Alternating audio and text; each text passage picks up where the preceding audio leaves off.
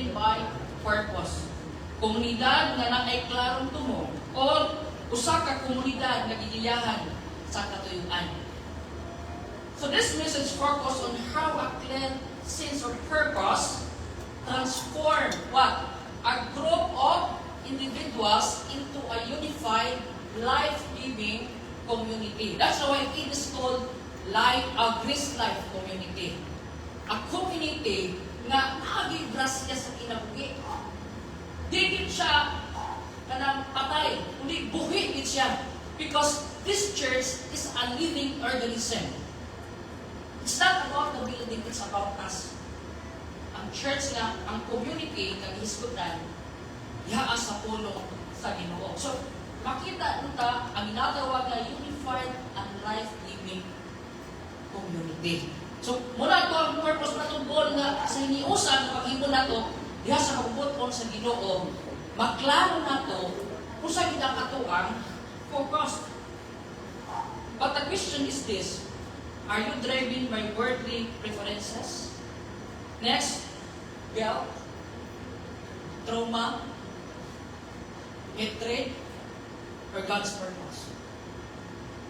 But it doesn't mean na imo na experience nawala na ka.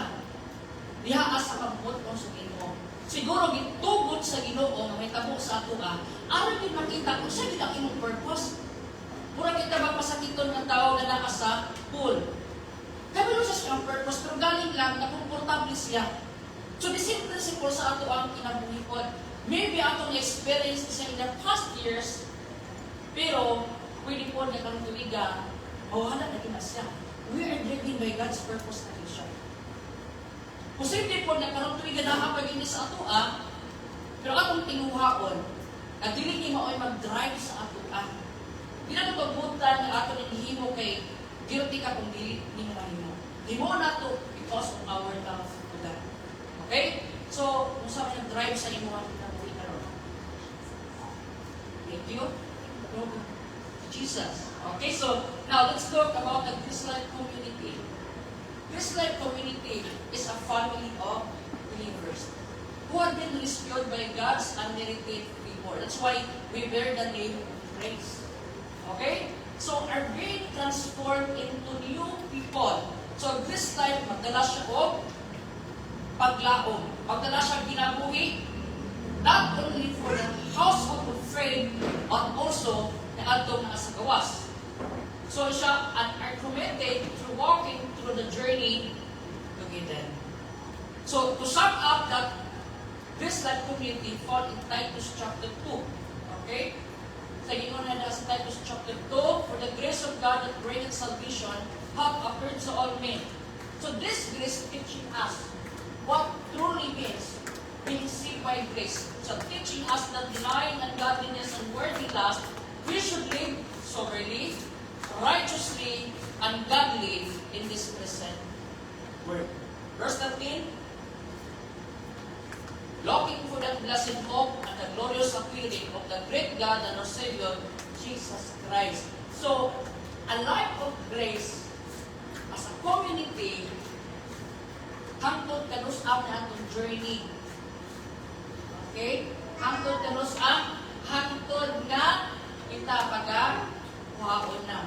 O hangtod na kita na sa dapit nga naa ang Diyos. Na dapit aw ang langit nun. Okay, so gani siya. A community without purpose is like a ship without a rudder. It moves, but it never arrives. Puro na siya kuan ng igsoon ba? Ay, doon ko kung tawa ni sa ato ani kung work ng imigo.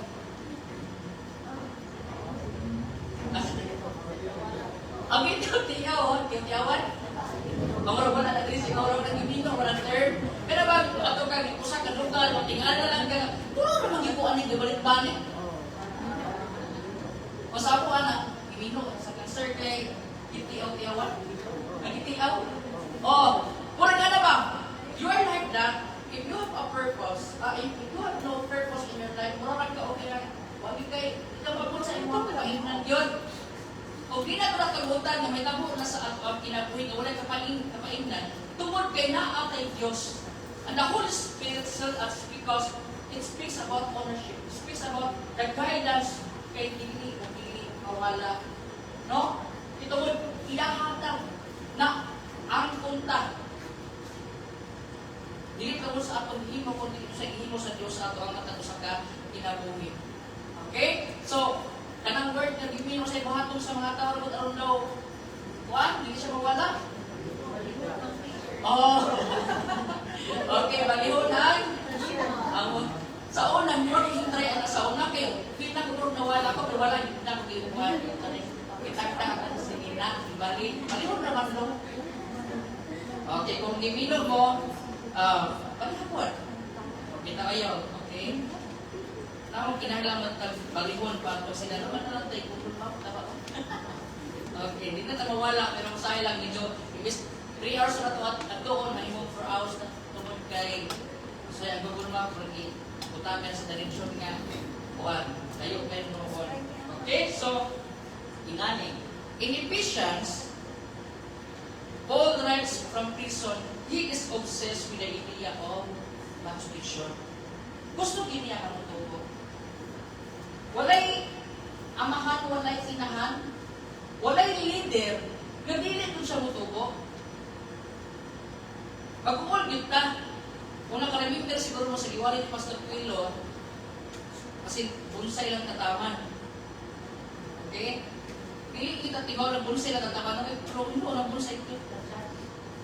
Pero ang sabi, hindi ka tamayan na ito ang kinabuhi, no? Mutubo kita. Hindi naman, even si Paul, he is obsessed with the idea of masturbation. Gusto din niya na mutubo ka. Okay? So, diha sa pagtubo kung ato ng tawon, diha sa Church of Ephesus, ingon siya sa Ephesians chapter 4, ingon siya, that we henceforth be no more children, tossed to and fro, and carried about the every wind of doctrine by the sleight of men, and cunning craftiness, whereby they lay in wait to deceive. Okay? So, nanikamot, nanimuha rin po lang buhat sa yawa sa ato ang kinabuhi. Nadili kita mo ito. Nagapaningkamot siya. Pero si Paul din siya gusto, nadili po gamot ako. Parang, he gave gifts to the church in Ephesians chapter 4 to edify that the church may grow according to the calling of God in God's grace. Inga na unta na makita sa ato ang kinabuhi. Manig sa verse 15, but speaking the truth of love, we grow up into Him in all things, which is the head even Christ, from whom the whole body fitly joined together and compacted by that which every joint supplying according to the effectual working in the measures of every part, make it increase of the body unto edify to itself in love. So mo na ginaingon, a purpose-driven community, if mag-state na diha as a purpose, diha as a pulong sa Ginoo, what will happen?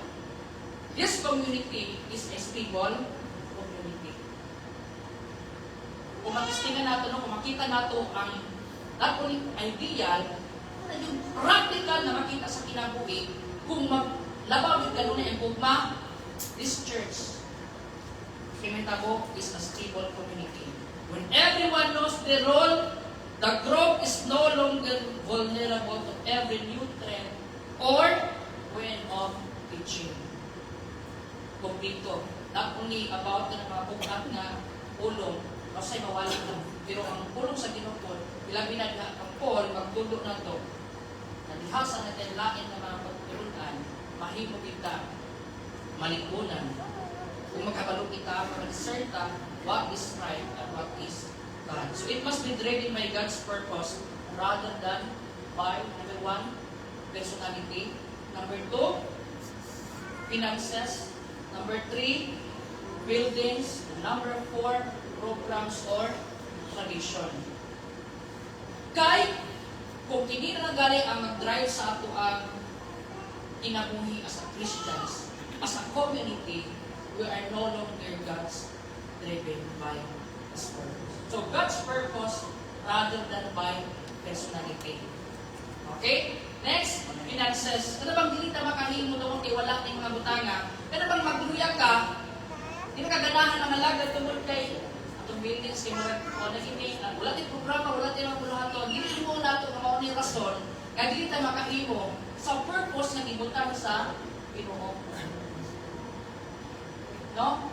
Tungod kay ang timuha ni Pablo, a Christian that is driven by God's purpose. Not by personality, not by finances, not by buildings, or big events. That's under of programs. Okay? So, padayon ta. So, what is our reason for existing as a purpose-driven community of believers? So, Romans chapter 12 describes 5 basic purposes of God for the church. So, this is not only applicable to this church, this community. It is applicable to all churches in and outside of the province. Mao ni makita, mao ni ang purpose na mahimuon sa matag-usa ka mga Kristohanon. Okay? So it is a powerful study to look at Romans chapter 12 as our blueprint na nagkikasundon. That is for a purpose-driven community. So in this chapter, Paul transition from deep theology to practical body of life.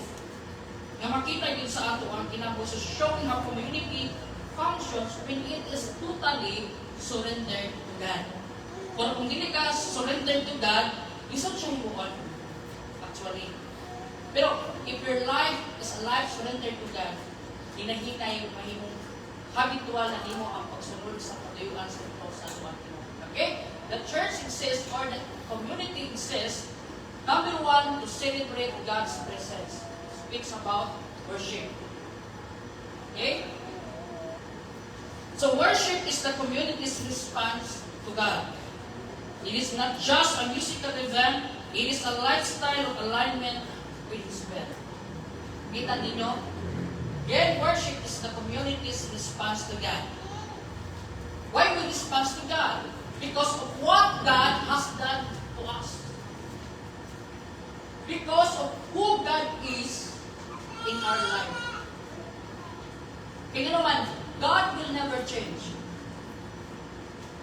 Our response may change. The culture may change. But God never changes. That's why God is worthy to receive worship and praises. This is one of our ultimate purposes, to respond to Him through worship. Okay? So, kung ilang taon, worship is the community's response to God. It is not just a musical event. Kaya nga naman, makahimo ang buta sa pagsimba, isang wala na siya mabutangan. Usahay mo yung problema sa mga churches. Dili makahimo sa pagsimba kung wala ang atong ginatawag mga musical instruments. Uka, kita makahimo kung gitara lang, kita makahimo kung keyboard lang. But actually, when we talk about worship, pwede nyo ka makahimo worship na tinuod without the musical instrument. Pero kung nada sila, hindi mo nito tanong. Dahil hindi mo nito sila ka na namin po, no? Eh, para mo ka na, madala po ito. Pero kapag tayo mo when you sing, or when you sing the song, kanang grabe ka, kuhaan ka ng solemn. Kung natin yung paminaw mo, wala tayo na instrument ka ay. Pero nga naman na naka-express mo ka ang tinuod. So, kung ino lang taon, diligid siya, hoy hinungdan ang tanan, katungod lang anak. Kaya ang tinuod na pagsimba, when God, maoy nag-occupy sa imong kasing-kasing. Okay? So, muna sa itong tinguhaon, we can worship God sa wala ka tanan. But it doesn't mean na dili na rin po na, kita siya, mas tindot na siya. Kaya ako dito po kayo mukha takbo lang po gitara. Mas lang dito nga nagi, karaoke, or gitara, or hindi lang, ito magkanta na naibalo, background, okay? So, it is a lifestyle of alignment with His will. Ano yun? So, manaaman o mawala ang importante ng inyong kinabuhi, ma-align yun sa iyahang pagkapunton. Okay? Ma-align yun sa iyahang pagkapunton. So, Paul urges believers to present their bodies as a living sacrifice. So, in Romans chapter 12, verse 1, this means worship is found in our daily choices and physical presence, not just our songs. Okay? So, kung yung walang taon, importante din kayo ang ato ang kinabuhi. Kung kaniadto, it needs to have kanang lahat din ato kay once na mag-offer kanila sa Ginoo, patay na ang ma-offer. Tama ba? Pero sa ato karon nga kinabuhi, kailangan sa Ginoo buhi. But the good news, I don't know if it is good news for you, your life oil will open na buhi na sa Ginoo. Dili na ka makuha sa imong nataran niya, kung na ba kay tambok na baboy niya, na ba kay tambok na manok, dili na kinahanglanon. Imuhay gud nga tao ganimo ning ipresenta niya sa Ginoo. And I hope it is good news for us na ang ato yung kinabuhi pa o ihatag sa Ginoo. Na always remember the language of the text. Ingon siya, I message you. Hangyo ko. Hindi ba yan hangyo ka? Di ba din na siya basta-basta? Ano man, nag-need ka. Nagkinahanglan yun ka na ma-meet ang imong desire sa imong mga kasitasin. Concerned yun ka. Ganun siya, I message you. I urge you. Naghangyo ko kanino. By the mercies of God that ye present your bodies a living sacrifice. Next, holy. Acceptable unto God, which is your reasonable service. Nabi kayo na kung rason nga nangihili na. Tungod kay, itong mo ang paghangyo imaglo na ato yung mahala diha sa Ginoo kung unsay naa nato hatag na kami. Ang true worship involves a transformations by the renewal of your mind. So, dili pwede na kasi-kasing ang tanan. Okay? Nagkinahanglan po siya sa imuhang mind. So, dili mo musulod ang natawag na repentance, a change of mind. Okay? A change of mind. Para makahimot na diha sa usay katuyuan, ipagod sa Dios sa ato ang matag sa kinabuhi. So, by refusing to conform to the world's patterns, we honor God's throne. Ilan po ta? So don't let the work of worship make you forget the God of worship. Nakita ninyo, ako ba na ito na? Ano nga? Sentence? Well, don't let the work of worship make you forget the God of worship. Why? Because sometimes, okay man, it is good to be busy preparing for worship. May problema na ka-busy taan na. But don't let the busyness defeat the very purpose of your worship. Yung usahay, grabe nag-ayot itong kapuliki. Pero ang imot ang purpose na nagkapuliki ka is to worship. Although ka nang pagkapuliki ni mo niya is an act of worship, but kada bang ang imong tanan na pagka ikaw imong mahatag sa Ginoo sa panahon yun wala na nag-prepare. No? So pwede din kayo na. Pero ingon siya, but don't let your busyness defeat the very purpose of your worship. Sahay, itoon, nago naman kita sa pag-prepare, ikapoy naman kita, wala naman kita ikusog, wala na naman ka worship. So na-defeat ang purpose. Tungkol kay grabe na rin mo ka, wala. Si Martha, hanggang ito sa Ginoo, no, pati po kaya alam na, grabe na, ako gabisi na kaayo ko, pero kini si Mary, ikubingkod lang, minaw-minaw lang, yakay. Oh, pero sa giingon ni Jesus Christ na ito ni Martha, thou art careful, no, of many things, natrubol ka sa daghang mga butang, but one thing is needful. Masabi needful ito, katong iyahang sa panahon nga paglingkod ng pagpaminaw sa pulong sa Ginoo. Kay katong pagpaminaw sa pulong sa Ginoo, maot to'y butang na dili makuha kita ni Maria. So, posible ba sa ato apol, sa ato kinabuhi, mawala ka sa purpose? Posible nga mawala ka sa purpose. Okay? So, in this age of hustle cultures, and digital distraction, worship is a radical act of slowing down to offer our full attention to God rather than the demands of the world. In a hustle culture, wala man gaapas sa kanunay.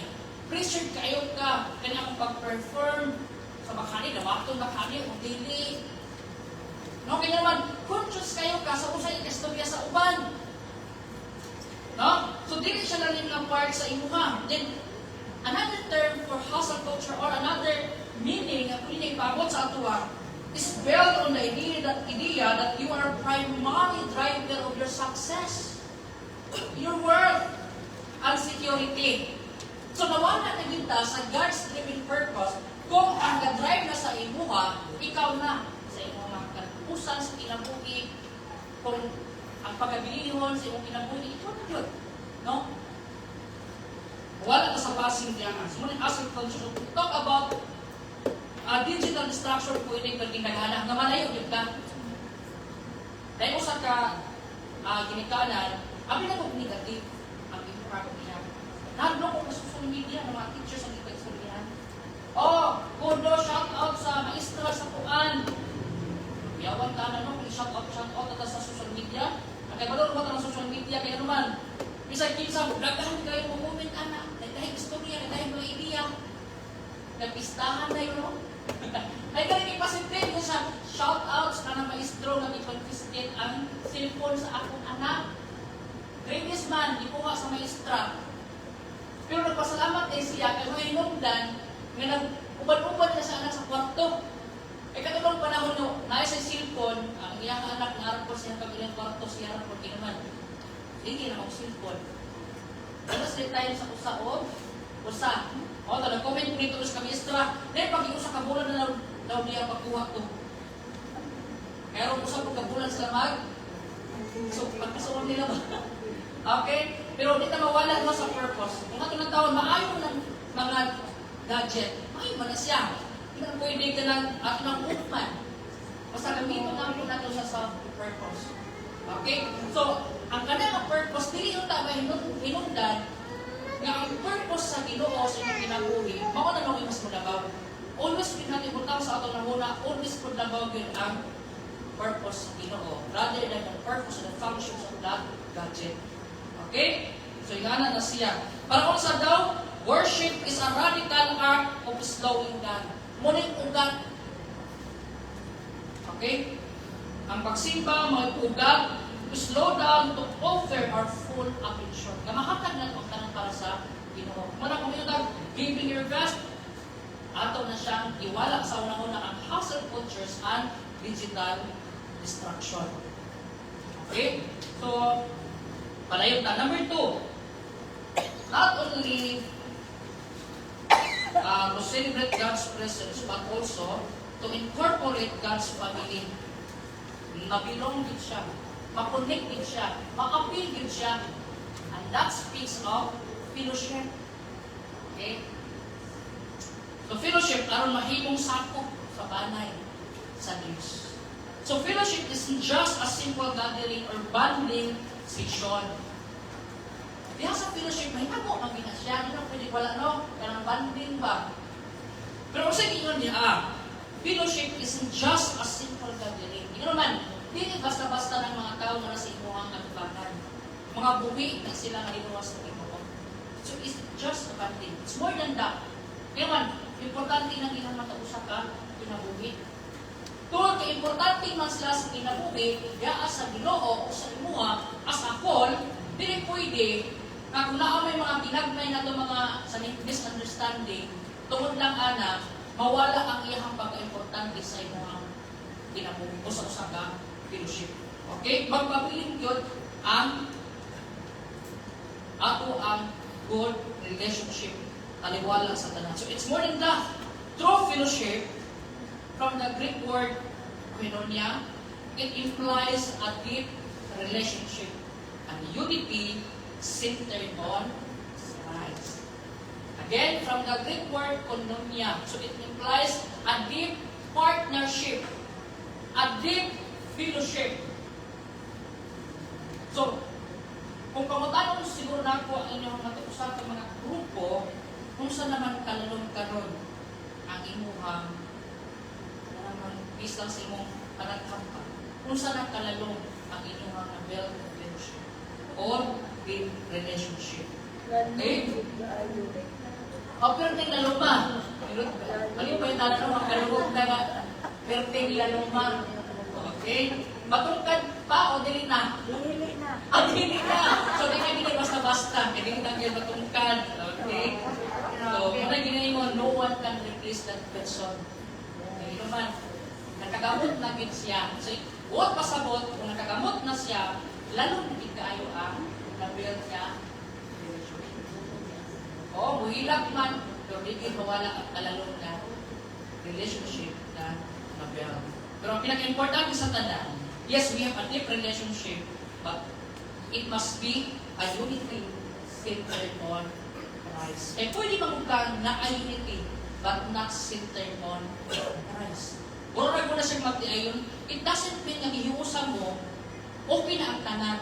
Kaya bisang gihiusa mo, dahil panahon o daghang panahon na dili mo kanya o mission or goal sa kinabuhi. Okay, so the church is not a club. It is a body, a living organisms. We are interconnected. Dahil matag mga personality, but we are connected. That's why it is called body of Christ. Okay? So, and our health depends on our unity and humility toward one another. Kanang unity and humility, lisod kaya kayo no? Kanang i-sustain, i-maintain. Kaya ang humbleness ng God, hindi siya magripindi sa mga maayo lang ng mga puntangan niya sa pagkinabuhi. Magpabilimig siya yapon. So, Paul explained that we the many are one body in Christ in Romans 12:5. So, every member belongs to everyone or every another members. So, muna keep emphasizing that we cannot grow in isolations. I am talking about fellowship. I'm not talking your fellowship toward God or toward your spouses. I'm talking about fellowship. Okay, so keep emphasizing that we cannot grow in isolation. You cannot grow in fellowship kung imong i-isolate ang imong Ginoo. Kailangan man ang imong fellowship na sa Ginoo, kay naman diha sa Ginoo, pwede yung ka nga mag-grow na ikaw na. Tama ba? Pero kung mag-respond na kita fellowship, horizontal relationship toward believers, it needs to saman. Mukunik yun ka. Mahimag yung part yun ka. Kaya kung mo-isolate ka, palong yun ka. No? Bisan mo sa pinakakusong sa hangin, kung isa ka, palong yun ka. Pero bisan mo sa kahinay ang hangin, pero nagtipok mo, hindi na basta-basta ng palong. Okay? Hindi na. Okay, so, we are told to love one another with brotherly affections and outdo one another in showing honor. At imana kita, maglumba kita ng Espiritu sa usa-usa. Maglumba kita o pag-honor sa usa-usa. Sama rin kita sa paghihuma. Kung iusan ng paghihuma ang imuhang bloodline o imuhang igsuon yun mismo, same principle na inanakot ang imuhang bukol at sa household of faith. Okay? So let's use our fellowship to grow our relationship and mature as spiritually in Christ. Okay? Pwede po pakita sa akong slide. Okay. Gani, let's use our fellowship to grow our relationship. Wala may tao na dito sa radyo. So, kaya wala mong ditao ng usara sa kalibutan. Again, let's use our fellowship to grow our relationship. So, it is horizontal relationship. But, don't forget, and mature spiritually in Christ. Ang pangutanan ako, posible ba? Yung nga, you grow in a fellowship of other believer, pero wala kami tubo na spiritual sa Ginoo. Posible. No? Kaya, pili ka na kasuon ninyo, pero posible kayo na wala po dito mo ni asap Ginoo. Okay? Kung ako ka ay posible, nagsagwala sila, mag-grow ka niya sa Ginoo. Pero hindi lang mo nga nag-design sa Ginoo. Ang gusto mo sa Ginoo, you will grow to Him, and you also grow to our walang worship, it's all about God. Fellowship, kita po ni. No? Kita po ni siya. So, pwede kang mutubo sa relasyon God, pero pwede din po mutubo bilang sa Ginoo. So, if the focus on spiritual growth is lost, it's just a hangout with friends. Kung dili na siya, si Jesus ang masenter sa ato ang future. Ingat siya ang handa. So, here are the things that defeat the purpose. I'm reading only, I will not explain it. Okay, number 1, superficiality.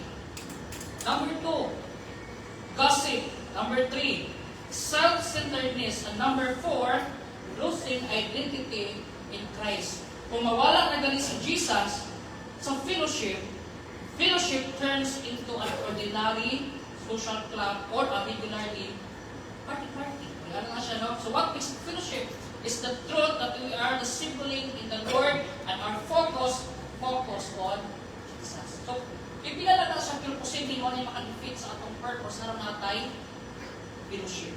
Okay? So, number 3, mga igsoon, as an application. So, number 2, in a polarized society, the church can be a little space where people of different political, number 2, social, number 3, economic backgrounds prioritize their identity in Christ over their earthly preferences. Okay? Muna na kanindot, muna na kahimong talag sa na ito mga Kristohano. Lahi matag mga views tama, lahi matag mga prinsipyo sa kinabuhi. Pero nakanindot so daw, yun siya, church can be a space where people of different political. Muna nga, sa fellowship, o sa mag-isgot na galing makita-election, pugnin na nilang baba. Kaya naman, kung ka, ako si Juan, isang ako pa, tayo, mag-ubakin ng fellowship, tungkol agad. Oo, pero nakanindot lang, kung di kinupugan niyo, so tigita, magpapili yung galahipin na. Nagpatigbabaw ito pagkakristohanon diha sa Ginoo. Kaya uban, mapatay, magtugod sa ato man. Pero pagtuboy ba? Pagpinpinsa, mapatay. Nakaturo ba nga dito ko makailan ninyo? So, muna ko yun, muna yung problema. Next, social, lahi matagpuan, background, lahi na ginagawa. So, mahirap kong lahi dito na atong social life. Okay? Next, economics. Laro na ginagawa, lahi kita. Lahi kita na yung nakita. At sa inyo, background, prioritize their identity. May nakanindot din sa mga Kristohanon. Mas na priority yun, bisan nagkailahi takin naman. Hindi mo kayo makugal itong bagay-lahi. Pero ito, unity in diversity. Even Apostle Paul teaches us, we are one body, but different function. Dahil lahi kita. Kung nakanindot na, atong i-prioritize yapon ang atong identity na ani Kristo. Munang bahalag na kailahi ta. Basta kung atong i-priority ang Ginoo, kini ko sa katuig January to December, mahimong gihapon na to. Kaya ato ang usar mo na akong tumong tinuha para sa Ginoo natin siya. Okay? So number 3, to educate God's people, speaks about discipleship. Okay? Di ko natin ibago sa ato. Pratis na tayo idea karon kung sa lima kang mga isbutan nato, na maokid ato ang mahimong tema sa tibuok tuig. Okay? Number 3, to educate God's people.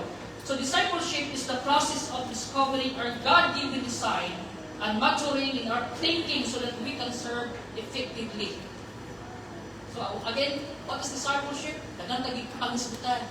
It's about followers, learners, a relationship between a mentor and mentee, teachers and student.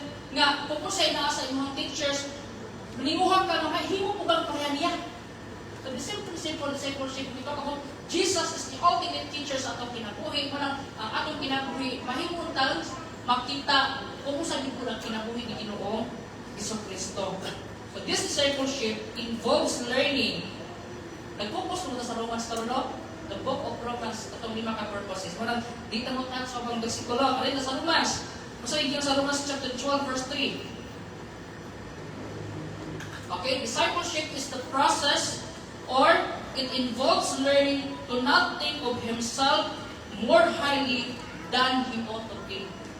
When you stop learning today, this will happen. You stop learning today. Pag hindi mahitabo, if you think you are high than those other people, isod kayo yung discipleship apply sa itong kinabuhi. Diba? Sige na, discipleship involves learning to not think of himself more highly than he ought to think. Ito ginabalik ka naman dyan tayo. Kung mag-isipot tayo ito, prime daw, pagka-smart sa tao, pagka-intellectual sa tao, usa sa butang ito na sa mga ginikalang himuon, dili kinunta, i-compare. Kaya ang saksi sa tao, di mandungan po. O di mandungan. Pero mahita po ana, sa atong Kristohanon nga kinabuhi, magunahon ang ilang mas labaw kaniya, di mawala na itong spirit of humility. Mawala ka ng pagdawat sa usang tayo, pasibol unta na madawat, na magtudlo unta sa iwan kasi. Pero kung gunaw ka na mas maayon din ka kay kaniya, pinadug ka mahatag ko, tayo na mahina po sa.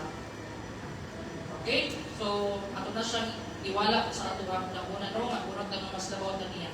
So, it is the education of the heart toward humility and faith. I'll be reading in Romans chapter 12, verse 3, sa gingon niya, "For I say through the grace given unto me, to every man that is among you." Although ay gisgutan, specifically, nagtingin sa mga luwas sa Roma. Ringon siya, because we are the follower of Apostle Paul, to every man that is among you, to every believer in Christian community, not to think of himself more highly than he ought to think, but to take soberly, according as God hath dealt to every man the measures of faith.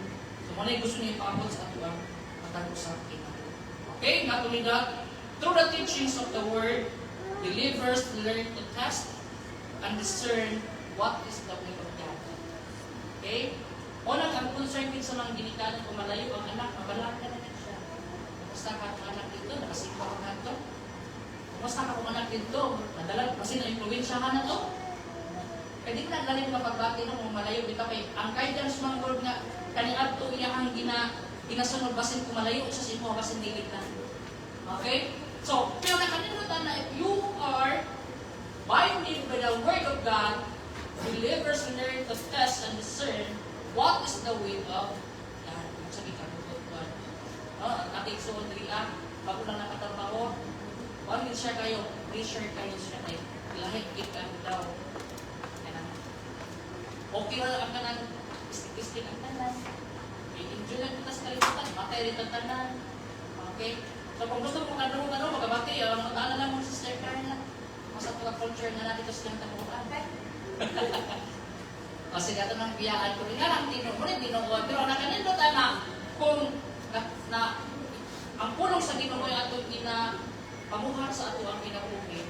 Believers learn to test and discern what is the will of the Lord. Okay?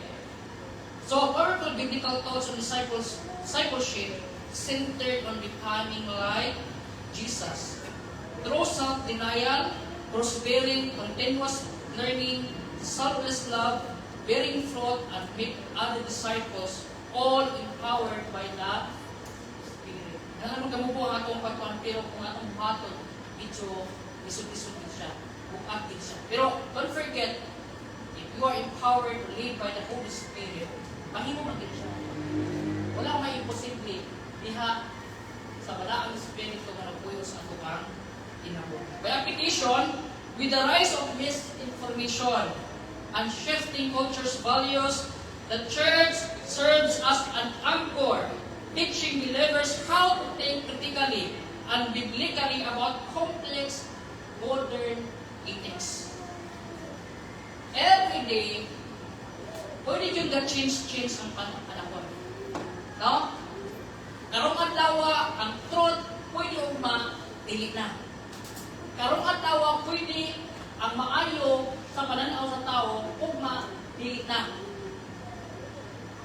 Pero ang pulong sa Ginoo, bisan pa man nag-usap-usap na ang modern ethics sa unsay naa nato karon, di usap ang pulong sa Ginoo. Kaya naman, ang standard sa Ginoo dili na gyud mausab. Ora gini kupta nato mga igsoon kana bitang pulong sa Ginoo diha sa mga magtotoo in a changing world, God's word never changes. Okay? So, practically. Kabalo jud ka mga bansay, kuhanay, kini ilaban sa Ginoo kay dili pa. Okay? So next, number 4. Number 4, to demonstrate God's love. Okay? Speaks about ministry. So these demonstrations of God's love, why problema?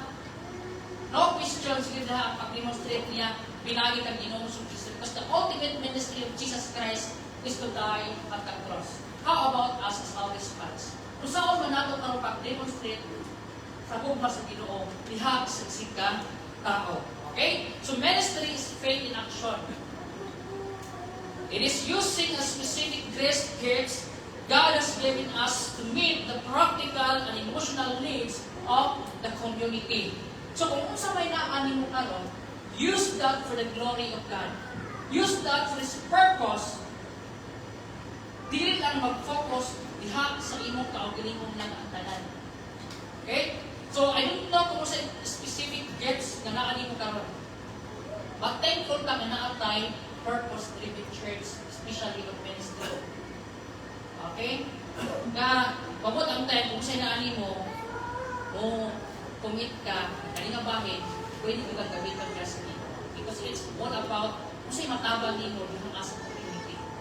Kaya kanang paghimo nito, pagtabang sa community, is the expression that you really love God. Okay? Sige, padayon ta. So, Romans chapter 12, verse 6 to 8, last gifts such as number 1, service. Kung saan na service ang pwede mo mahimo karon. Number 2, exhortations and generosity. Kaya pagka-generous pa, grabe kayo ni Chris Life, no? Kay pag-isbot na galing mga inigani, usap ko din sa ilan. Sa lain ng mga reports sa TCM, reports sa mga report, ikan sa national, ikan sa Lamisor. Okay? Dili kita maulahi kung isbot about generosity. Yan ang tangkod na. Okay, mag-flip po na sa ato yung kanan kaya. Mag-flip po sa tuwag. Okay, so salamat kayo sa atong pag-generous heart para sa bulungatun sa Ginoo. So ministry happens when we use our specific grace given to us to build others up. Unang ayaw sa yaki pinagtanan.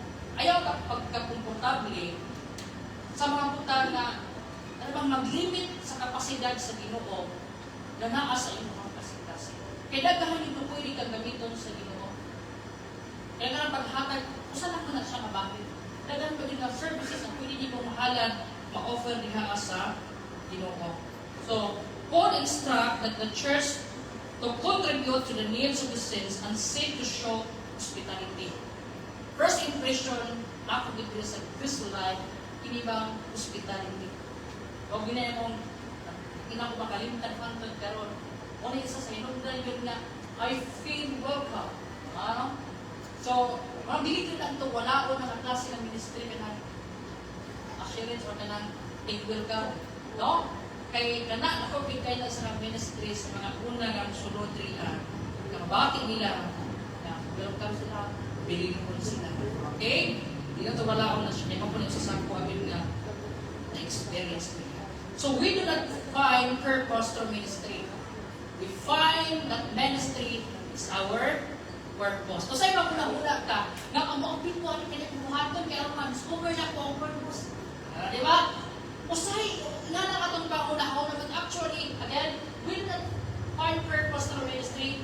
We find that ministry as our purpose. Ministry itself is a purpose. That's why it must need to commit. Kung kaya another purpose is already God's purpose.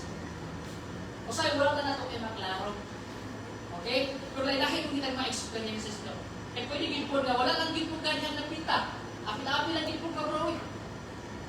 Okay, purpose na ko na, saan ako sa ginawa, giputan ko din nga. But then again, wala pa-prepare ang mga ginagawa. Wala nang mailahan yung pag-ikaw, na ang purpose unta, bisan sa wala pa ka, nakita na niyong daan, ano nisunod ka, anak. No? So, usa na sa dakong problema nga atong makatagag solusyon sa imong pag-ikaw. Kaya gani ang ato ang kagalingon, it is a purpose. Kaya hindi pag-ikaw ba? Pero hindi mo makita nga imong pagka-ikaw, ang imong identity niya sa Ginoo, pa nimo makita ang purpose. Ano yung ginaingon na? Paul na niya po, your life as sheep will not around it. It moves, but it never arrives. Okay? Sige, padayon ta. So again, we don't find purpose through ministry. We find that ministry is our purpose. So usa sa pinaka-giilang maka-defeat sa purpose sa ministry kay kung ang pag-alagad ihimo na lang aron mapasigabuhon ang kaugalingon o aron nangigod sa ubang mga tao. Tingnan ba na sa Lexon? Sa anak mo ba? Kada ba? Ya sa ministry sa makalimot ta. O dili yung ang center. Ang center unta kay ang Ginoo. Kung dili malikin niyo naman, ikaw man gud na sa katubana. Ikaw ang ministry ba? Usay magalimot ta kay ministry mauno na yung babag sa ato ang purpose. Okay? Sige, if you can serve happily even when no one says thank you, then you have truly found your purpose. Because you are serving for God's. Usay man mo na pinataganahan mo comment sa pinatang panayan mo sa thank you na lang mga way. Ano mo? Okay. Inot na siya ka-position sa denomination, no? Pero kung ano dito, mapahinungdan na dito lang kung ka, ano yun, naging po na, no? Again, kisa may dili malipay, dili akong, dili appreciate. Ayaw isa, okay? So, okay na. Yung manager, hindi po nag-appreciate na, di ba? Taga-thank you. Grahan din po ta, oy. Recognize ta. Pero, then again, don't forget, kung wala akong gali, ay po, yung hinungdan na, adi na lang po panayon, eh. O, hindi naman, mawala ka sa purpose. Mag-defeat ka sa mga purpose na nung nakakaanak ang ministry. Ganun may comment ka ng ministry. Okay, pero kung naman na siya position sa recognition, mali pa kita. Okay, ano naman, nakita po nila. Pero kung nag-focus ng bunta sa ilang mag-God, mawala na kita. Mag-defeat nila ang purpose. Kaya unang-una, kanong hihimo ka anak, di man para nila.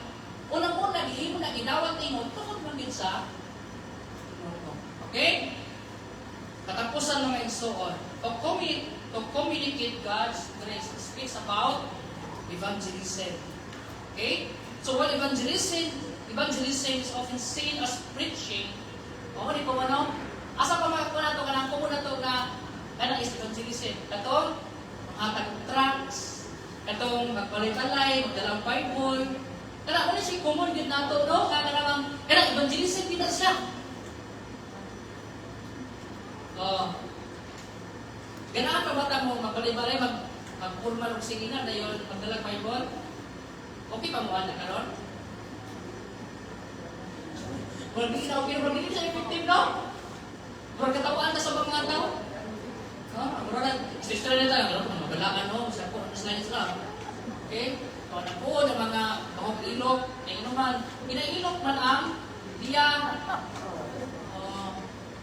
So, wala ko muna tumakit ang ganda ka ng same as preaching or as gawas, upan galing kay radio, upan kay kanang sa market na ay mga magdalaw mga speaker, no? Wala siya. Pero kung ato lang daw sa Romans chapter 12, kung sa kayo, pwede na ito makakunan din kapita. So, while evangelism mo nang ibasa nila, so in Romans chapter 12, shows it as a life that overcomes evil with good, drawing others to the grace of God through our conduct. So dahil po na siya mag-type of evangelism. Through your life, your lifestyle, the way you treat other people can be considered as evangelism. So again, your conduct. So dili kinahanglan guys tanang panahon ng istorya ka ang Ginoo nagpakamatay ni mo siya, gimatay, gidugo, kung nabalo sa kitulong adlaw. Dili sa tanang panahon na. Kanang atong pagkamaayo ng tao, maka-attract siya din sa ubang mga dili matutoo. Sa sugod murag, di sa ganahan din naman, okay, kung kaya, gusto na tayo ka. Murag nga lang istorya sa uban. Wala yung kagalisti. Gana ba? So, positive nga ingana, pero again, importante din ang atong kinabuhi mga igsoon. Okay? So, atong lang taon ng Romans chapter 12 karon, so, verse 14, o sa ginoo niya. Palihog ko, sa verse 14. Next. Okay? Bless them which persecute you. Bless and curse. Basta. Listen mo na siya. Kaya bang ma-reflect sa inyong kinabuhi, ma-communicate nimo ang grasya sa Ginoo pinaagis sa inyong kinabuhi. Are you sure nga makakuan ka? Positive na inyong response? Bless them which curse you or persecute you. Kaya in Matthew chapter 8 verse 44 in siya, pray for them. Time. Ako gimuli pala nila, sakita na ganito. So balik na sa kuan, sa previous na, sa before that message. Ingo siya, we communicate grace by blessing those who persecute us. This countercultural kindness points people to a Savior who did the same. Naman mo din bises, natin conditions na nung atong ihimo ni kadto sa uban. Di ba mo gihimon sa Dios, sa Ginoong Kristo, sa atong kinabuhi mangkon. So it is a countercultural kindness. So kaya naman, ang cultural kindness sa kalibutan lahi man. Usaman niya itong naandan, ayaw palupit mo sa paon ka. Diba? Kung dilipa ka, iba ka po siya. Ano man ang kalibutan? Kung iana siya, grabe mo din sa kadautan. Pag ano na yun, grabe na. Kaya nga naman, ikaw yung kalibutan. Dahil na din na magpalitansi. Isa po pinaganahan ko nung magpalitansi. Dahil po siya, sige nagpuan sa puwa. Alam niyo no? Ang Diyos naghatag mo yung baba. So ang baba naghatag sa Diyos, hindi lang siya. Basta, apil mo ko.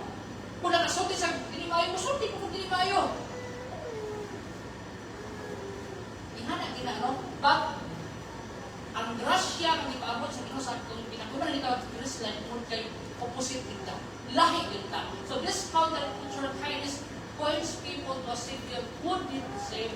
Ang atong goal. So sa daw, ang ato ang countercultural kindness is by expressing, blessing Him bisan sila nagpasakit.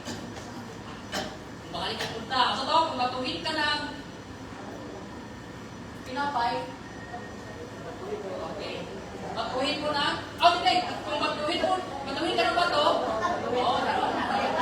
nagkarambulan na. Pero hindi tayo po sa inyong expression ng katawa, positive siya. Kaya nagsabot mo sa kwenta ko. Bisa ka nga kung Kristo yan, naman na. So, di ba? So ingana. Pero kung matuhin ka man ng bato, matuhin mo na panamuhin na. Kahit na mga bato. Ayaw din tabi. Okay, lahat yun ang ato ang to communicate God's love, to communicate God's grace, lahat yun ang ato tayo. Okay? Kung pwede, maigsoon, i-upload din natin sila. Okay, the moment you pray to God is the moment, the posture of your heart humble before God. It means you allow that God will make something that dili will mo. Kapag di ka na katrabaho, iyahari ka na sa Ginoo. Pero sa mga matingkal mo kita, no? Matingkal na usahay. Okay? Gusto kita kumalos sa lahit na pamahan. Okay? Dahil ang mga tao karon tingnan naman, ang iyang kalagot, ang iyang kalain, dito mo rin pagawas sa Facebook.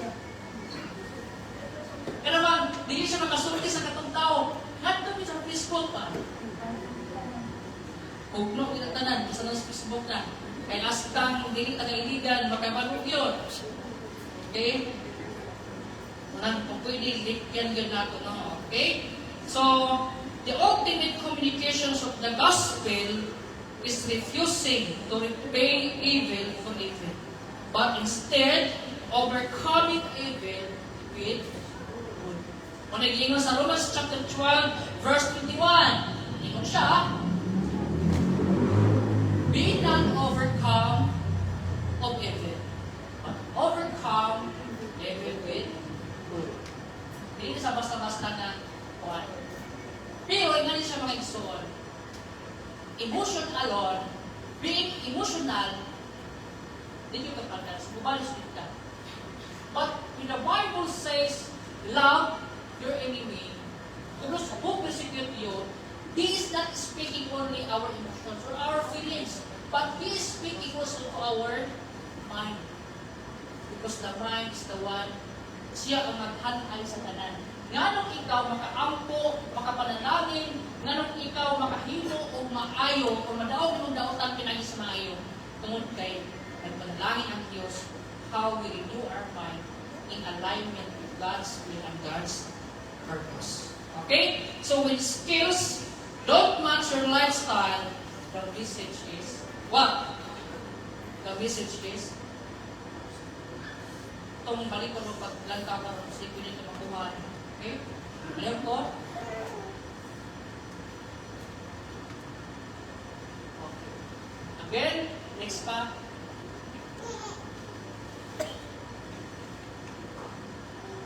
Wala siya nung sige. Palayan ka again.